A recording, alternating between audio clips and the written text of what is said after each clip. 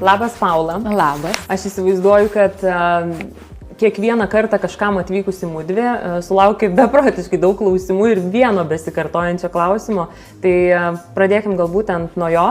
Kaip kilo apskritai idėja išleisti šitokį brandą, šitokį prekinį ženklą, kuris yra šiai dienai, sakykime, vienas iš sėkmingiausių mūsų bent jau pajūryje ir pačioje Lietuvoje? Oho, kaip malonu. Kažkaip niekada nesusimačiau, kad žinai, tu dirbi, bet niekada neatsigrėži pasižiūrėti, kiek nuėjai, kad biškutį įsivertint, kiek jau pasiekiai. Tai labai ačiū už žodžius, labai faina. O šiaip pati idėja, tai jinai gimė, iš tiesų mudvi bus gegužė 4 metai. Ir pati idėja gimė visiškai mamos dėka, nes jinai ilgą laiką labai dirbo darbą, sakykime, nelabai gal mylimą tą, žinai, kur tiesiog dirbi, nekaifuoji. Tačiau šalia jinai visada siūdavo drabužius, žinai, siūdavo kažkokius tai laisvalkio kostiumėlius, džemperiai dažniausiai būdavo, kartais sau ten progom sukneles pasisiūdavo, tokia kūrybininkė, menininkė, kaip sakau, kur naktim dieną dirba, naktį siūvasi savo ir kaifuoja nuo to ir visom kalėdom, žinai, pridovanodavo ten mums visiems per kalėdas džemperių, tai vis ją pušindavom, kada tu pradėsi kažką, žinai, savo daryti, kada tu, gal jau, žinai, siūk, jau kitiem galbūt pasiūly kažkam, gal kažkas norės įsigyti. Ir visiškai pamenu, tiesiog namie sėdžiu, jinai atvažiavo pas mane į svečius, sako, Paula, žinok, aš pagalvojau, viskas noriu daryti, bet sako, aš vieno nepadarysiu, sako, einam kartu, žinai.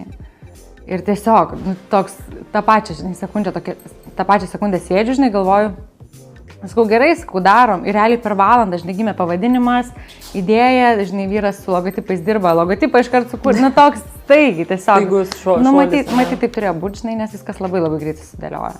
Jo, bet pats pavadinimas, tai jūs net nekalbėjot, nebrainstorminot, sakykime, kad toks galėtų būti. Mes iškart žinojom, kad tai turi būti kažkas apie mus, kad mudvi, žinai, dabar jau tas mudvi skamba jau kaip tas prekinis ženklas, bet tada buvo toks, kad, mes kartu, abi kažkaip, žinai, ir tas mudvi, taip ir gimė, kad tiesiog, čia esam mudvi. Nes aš atsimenu, pamačius šitą prekinį ženklą, žinai, man iš karto asociacija, kad šalia kažkokia draugė ir mudvi kažkur einam, žinai, tai taip. Labai fainas toksai pokytis, perėjimas, nežinau, į būtent tą jūsų verslą, žinai, labai gražus, susilėjęs tas pavadinimas atrodo su tuo, ką jūs darot ir kaip ir tu sakai. Mūsų ir buvo simbolis pats pirmas. Dabar jau, aišku, jis niekur nebedominuoja, bet buvo rankytės, jisai jo kokius pirmus gal 2 metus labai ir ant maišelių mes jį daug kur dėjom ir tai buvo susikibusios 2 rankos. Ir man, aš absoliučiai mačiau tose rankose tą mamos žinutę ir jos kvietimą, kad einam kartu, žinai, kad aš viena nepadarysiu, einam kartu, duok ranką, eime kartu, kaip aš sakau. Tai tą žinutę mes stengiamės ir toliau, žinai, skleisti, tiesiog kita prasme, kad mes labai tą moterų, žinai, bendruomenę irgi tokią skatinam, auginam, žinai, palaikančią, nes iš to gimė, žinai, ir tas mudvi. O kaip perėjot į dabartinį, būtent patį logotipą, patį brandbooką, nežinau, kaip iš tų rankų išėjot į visai kitą logotipą? Aš nemanau, kad mes labai kažkaip nutolom, gal tiesiog mes augom ir gryninomės. Kiekvieną kartą vis, žinai, taip žiūri ir atrodo, gali dar geriau, gali dar kažkaip būti kitaip. Mes tokios, nuo pat pradžių realiai buvom dviese, mes tik dabar turim komandą. Mes visą laiką buvom dviese, aš ir mama, ir vyras, kuris daro dizainus, kuria, žinai, website. Bet mes visada buvom dviese, mes neturėjom kažkokios pagalbos iš šono, kas ten mums pasakytų, kad čia dabar turi būti taip, o žinokit, brandai šiaip daro taip, o ten strategiškai būtų taip, kažkaip mes viską darėm taip, kaip jautėm, taip, kaip mums atrodo geriausia ir tuo metu mums taip atrodė geriausia, bet augant tu matai, kad, gal norėčiau biškutį kitaip ir keiti ir tobulini. Bet kaip sakau, labai yra tas geras posakis, kur it's better undone, kažkaip, kad geriau padarytas negu tobulas. Nežinau, kaip angliškai ten išsitransliuoja, bet tai mes tiesiog darėm, nes nelaukiam to tobulo varianto, kada jis ateis, bet tiesiog darėm taip, kaip tada matėm, kad geriausiai, kaip mums atrodė.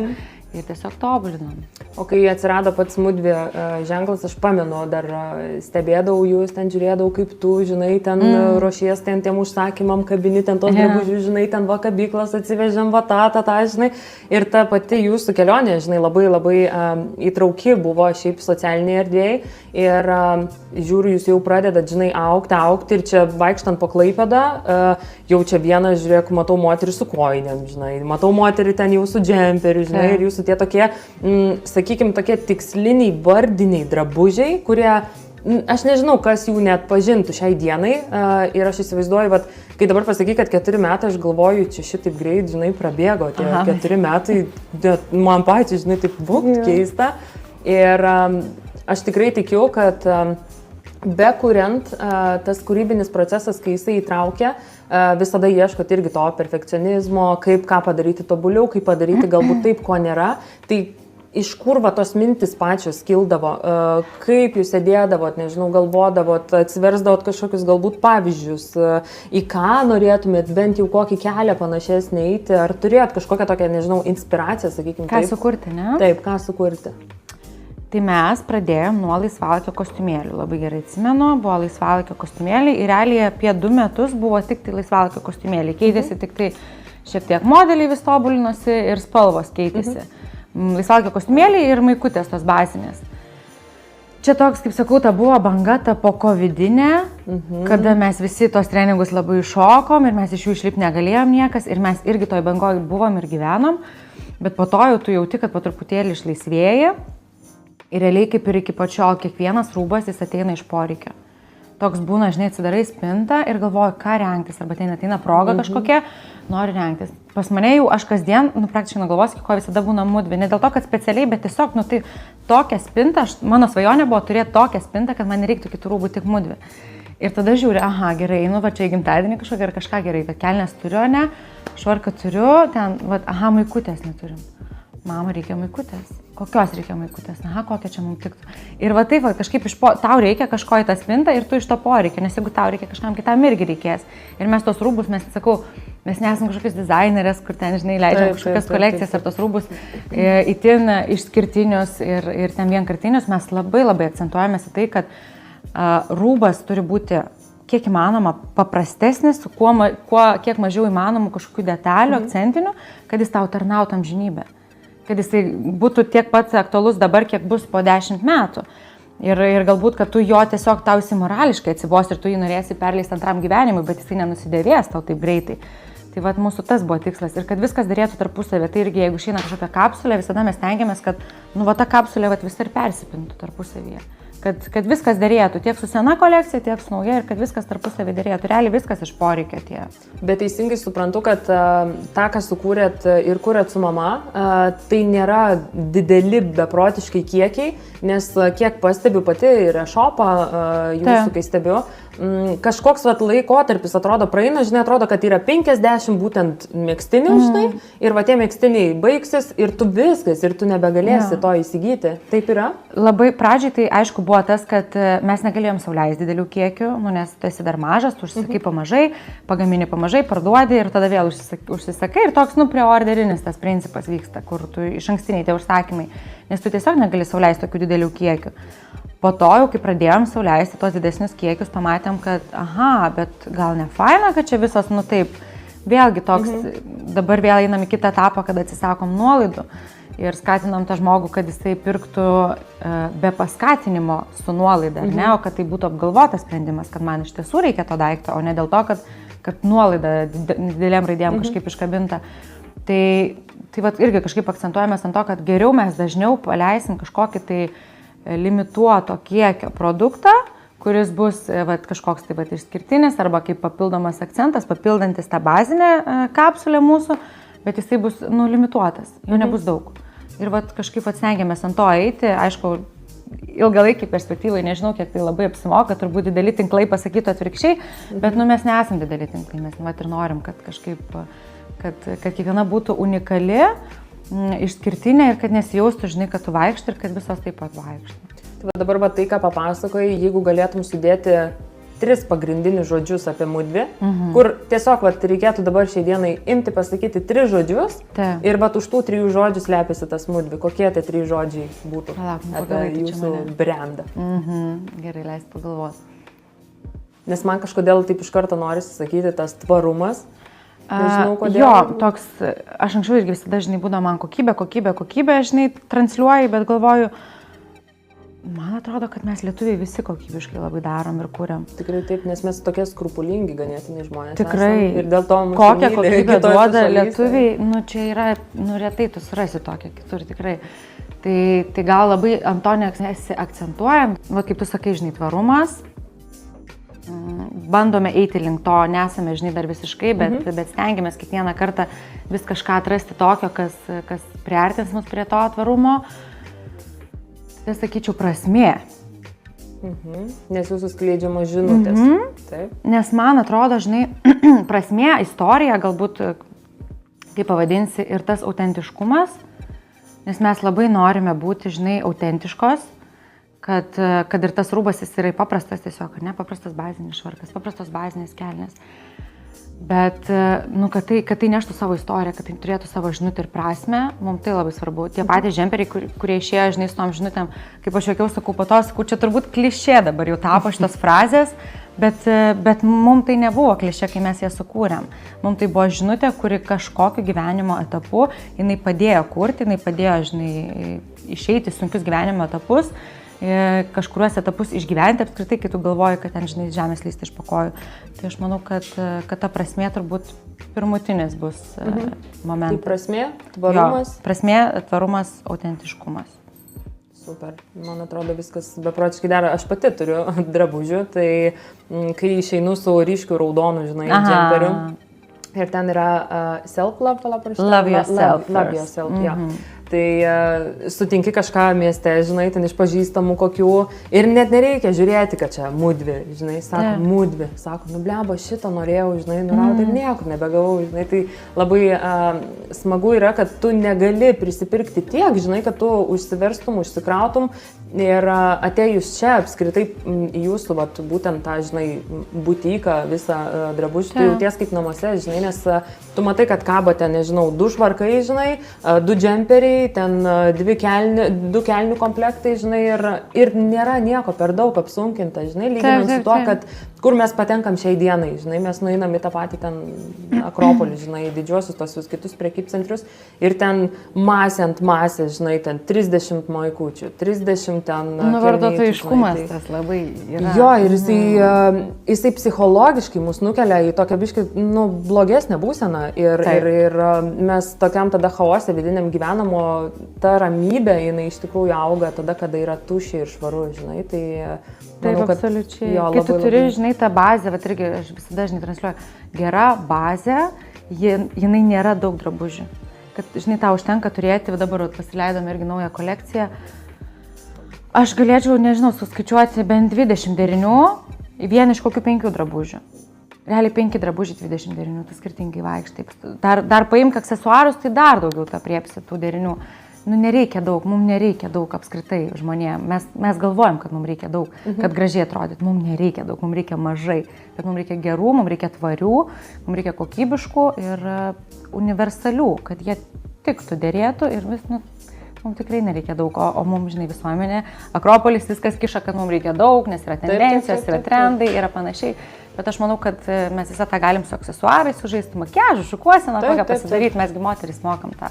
O kalbant dar grįžtant į pradžią, Paula, kai judvi buvote įsikūrusios savo mudvi patalpas visai kitur ir jūs turėjote tokį, uždarą, tokias patalpėlės, showroomas tas vadinamas. Ir kaip kilo mintis, kada galbūt tiksliau kilo mintis, kad va tokia lemputė, žinai, užsidegė, mes norim eiti ir mes norim augti, mes norim didėti. Tai nuo ko prasidėjo būtent šitas etapas jūsų?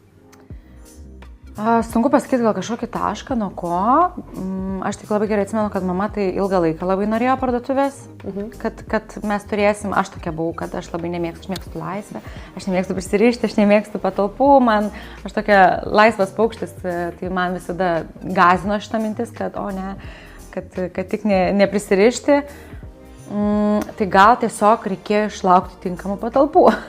Nes kur eidavom, iš tiesų, ta prasme, mes ieškojom senai, užmesdavom akį tikrai, bet tu ateini ir, komercija, ateini ir komercija, ir toks kažkoks masinis vartojimas, kažkaip ne taip, ne mūsų, be istorijos, be dvasios, kaip aš sakau, toks tuščias tiesiog produktas, arba tuščios patalpos, tuščios sienos.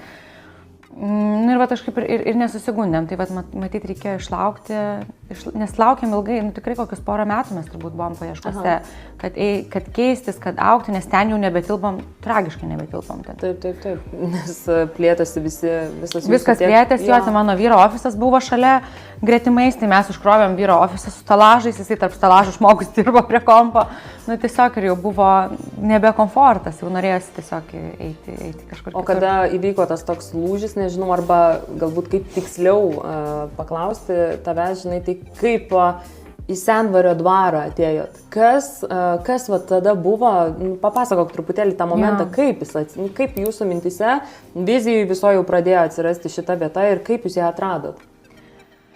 Aš pamenu, mes, aišku, pamatėm pirmą skelbimą ir kažkas buvo, kad liktai, kad nebėra ten vietų. Aš nežinau, aš tada neskambinau, gal mama skambino. Kažkaip, žodžiu, ar mis kažkokia komunikacija buvo, arba pačios tiesiog susigalvom tokią istoriją, kad, žodžiu, nebuvo vietų. Ir galvoju, ir nebeliko vietų. Nes aš iškart pamačiau ten tas nuotraukas, raudonų plytų pastatas, man iškart, tai turi ką papasakoti, ne, iškart tokia gyvybė. Gerai, galvoju, tiek to, nėra, tai nėra. Ieškojom ir atsimenu, dar porą mėnesių gal ieškojom, poros mėnesių, žiūriu, tas kabo vis tiek skelbimas. Paskui, paskambinam dar, pabandom dar. Ir atsimenu, paskambino dar kartą, vyras, man atrodo, gal, ar mama, nebeprisimenu. Ir susitikom su vykdytojais, būtent šito projekto ir parodė šitas patalpas, mes atėjom, pradžią, aišku, pamatėm, didelės, mums, žinai, ten iš 15 kvadratų ateiti 100 kvadratų ir toks, wow, bet tu ateini ir čia tokia saulėta diena, atsimenu, buvo čia aplinkui, aišku, statybos vyksta, bet tu ateini čia nais ir ta 100 kvadratų, ir ta erdvė, ir tos sijos, žinai, senos, kuriuom čia, kiek čia tų keli šimtai metų, žinai, yra ir, kosmosas, tu jauti energiją, visiškai kita energija, tu jauti, kad šitos sienos pasakoja istoriją, kad jos yra autentiškos, kad jos yra apie tave. Ir tu, žinai, ir mes irgi kalbam su Karoliu ir sakom, irgi, o ką, jūs darot panašiai, ar ne, ką jūs, mes kuriam drabužius ir irgi, tai jūs, sako, pačios kuria, tai čia jūsų, ir irgi atsimenu, kad tas susišnekėjimas, kad mes netinklas kažkoks ateinam, kur siunčiamės iš kažkur, ar perpardavinėtojai, kad mes darom savo, kuriam čia Lietuvoje, kuriam autentiškus, tvarius, pamažai ir toks visiškai nišinis prekinis ženklas. Tai atsimenu, labai suvibravo tiek mum, tiek jiem ir, iš karto buvo mes toks išėjom ir, čia jo, čia šita vieta. Labai smagu šiaip iš daugumos girdėti, žinai, kad daug kam asocijuoja šitą vietą su pačia istorija, su kažko atpasakojimu, kažkokiu jausmu, žinai, ir aš manau, kad tai labai turėtų persiteikti į kūrybą, nes kiekviena tokia autentiška vieta, ypatingai čia Sendvario dvare, mes turim teisę, žinai, būti dvaras ir aš manau, kad kiekvienam verslui ateiti čia ir sakyti, kad, žinokit, aš dirbu dvare, aš manau, žinai, toks savivertės reikalas, žinai, ir šiaip, manau, kad klientų pačiam ratui irgi labai smagu, žinai, kad kažkoks verslas yra dvare įsikūręs ir man yra asmeniškai labai smagu, kad mudvi čia esat, žinai, ir ką tau apskritai dabar, žiūrint iš šitos perspektyvos, iš šitą būtent beveik pirmo etapo pabaigą mūsų statybvietėj, sakykim taip, ką tau dabar suteikia, gal tu turi kažkokių, nežinau,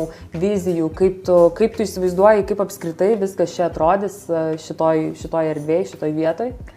Mes nuo pat pradžių kažkaip su mama šitą vietą vadinam namais. Žinai, ten, kur yra tavo kūryba, kur yra tavo vaikas, tai ten yra namai. Ir dėl to kažkaip mes ir čia šitą vietą labai vadinam namais, man net neapsiverčia liežuvis, kai kažkas man paskambina ir ten, kur jūsų parduotuvė randas, ir toks, ne parduotuvė čia. Toks, žinai, čia ne parduotuvė. Bet, aš suprantu, aišku, klientą, bet mes tai matom namais, čia yra mūsų namai, čia net ne studija, mes čia gyvenam, čia mūsų kūryba gimsta, čia mūsų kūryba auga, plečiasi. Ir aš lygiai taip pat matau visus kaimynus, ką mes čia turim aplinkui. nuostabu yra matyti, kad tai yra maži tokie, net ne maži galbūt sakyčiau, bet jaukus jie yra, ar ne, tokie šeiminiški labai verslai, kur idėjos irgi gimė tų pačių žmonių širdyse, o ne kažkokie tai ar ne tinklai tą atsineša. Tai aš labai matau čia, kaip namus, aš matau, kad aš čia atsivesiu vasarą savo vaiką, kad čia greičiau kas nors atsidarytų kokį vaikų kambarį, žinai, ar kažką. Ir čia tas vaikas lakstys mano po šitą visą promenadą. Ir čia bus nuostabi erdvė ne tik ateiti, kurti, bet ir ateiti pabūti, įsikvėpti, pasisemti kažkokių idėjų, kūrybiškumo. Aš manau, kad čia bus apie tai. Labai laukiu. Tikrai nėra nei vieno, kuris pas mus čia ateitų klientas ir nepasidžiaugtų, kad kaip čia gražu, kaip čia faina, nepaisant to, kad už sienos mes vis dar turime statybas. Bet ką, aš žinau, kažkaip manęs netrikdo, laukiu, aš labai aišku čia to pamatyti tą rezultatą, visą kaip čia bus, bet aš net nebejoju, kad čia bus, nerealiai. Ir jau greitai iš tikrųjų turėsim bent jau pilną tą vaizdą. Jo. Ir dar grįžtant prie tavo tos minties, kad norisi, iš po tavo kalbos aš suprantu, kad šeimos čia vieta, bendruomenės ir šeimos vieta ir būtent Sendvario dvaras tai ir atliepia, kad tai ir yra laisvalaikio verslų centras vieta ir šitoje vietoje mes tikrai turėsim, vaikų kambarį. Tai mamytėm pagaliau, iš tikrųjų, aš bent jau kaip ir aš žiūriu iš tos perspektyvos, kad net man asmeniškai dirbant, norisi ir kad tas vaikas kažkur būtų šalia, žinai. Aš įsivaizduoju, kad kartais jisai toj mūsų kūrybiniai betvarkiai dar vieną tokį mažą chaosą sukelia, tą laimės chaosą, bet mes kai turim susikoncentruoti, žinai, kūrybą ir tuo pačiu nenorim pamesti ir savo vaikui ir norim ir jam kažko skirti, tai aš manau, kad tokioje vietoje tai privalo būti ir aš labai džiaugiuosi ir leidžiu tau dabar pirmai sužinoti ir pasidžiaugti, kad mes turėsim iš tikrųjų vaikų žaidimų vietą, kambarį.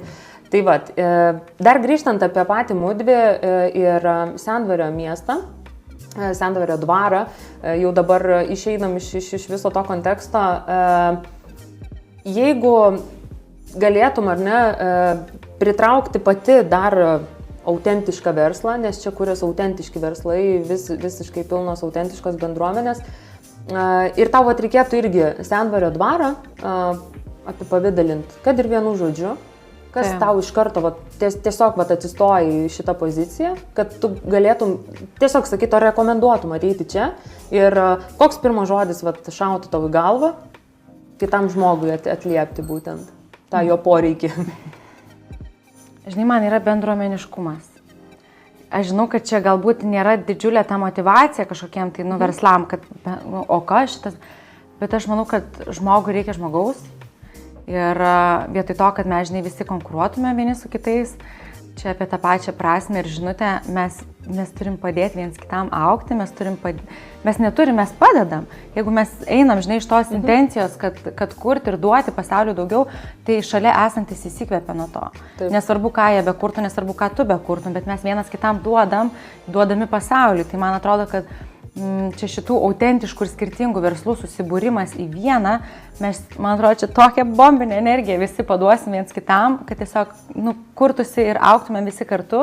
Tai bendruomeniškumas vienareikšmiškai, nes žmonėms reikia žmonių, taip pat mąstančių, taip pat kuriančių, taip pat galvojančių žmonių. Tada be abejo ta istorija, autentiškumas, ar ne, apie ką mes jau šnekėjom, kas man atrodo akivaizdu ir atsispindi. Ir man atrodo, tai, ko Klaipėdoje nėra buvę dar ir neturi Klaipėda tokio, sakykime, miesto kaip dvaro, dabar ar ne, jau bus Sendvario dvaras, tai mes neturim tokios vietos, kur tu galėtum ateiti pasidžiaugti augančiais verslais, galbūt pradėti kurti savo kažką ar ne čionais ir ateiti su šeima, tiesiog gerai praleisti laiką. Man atrodo, kad čia bus tokia absoliutus traukos centras Klaipėdos. Aš irgi tuo net nebijoju ir tikiuosi, kad tavo žodžiai atsigirs ten, žinai, aukščiau. Lainoina, žinai. Jo, ir kalbant dar apie tą, žinai, bendruomeniškumą, tai kaip ir tu sakai, ten jūsų drabužiai, žinai, turi ten tam tikras tokias vadinamas klišes, tai jau ir mums, man atrodo, apskritai, galbūt čia bendra prasme paėmus, ne tik čia, ta žodis bendruomeniškumas jau, žinai, toksai, visi kalba apie tą bendruomenę, žinai.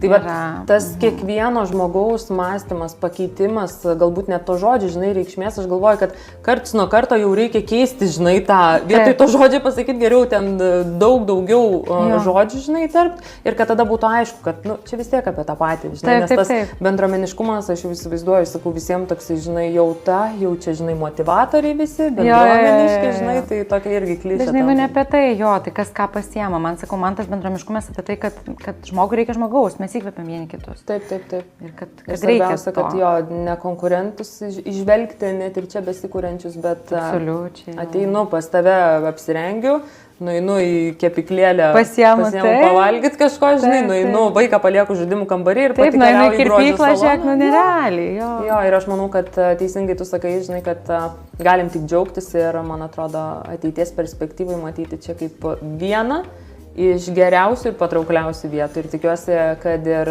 jų dviejų prekinis ženklas Mudvi iškils dar aukščiau ir kad kai čia jau įsikurs visa pilna bendruomenė, nespėsi durų varsti. Laikysim atidarytas, nebevarsti. Tai to labai linkiu, Paula, ačiū tau labai už šitą nuoširdų pokalbį, kokių mūsų šiai dienai visuomeniai tikrai trūksta.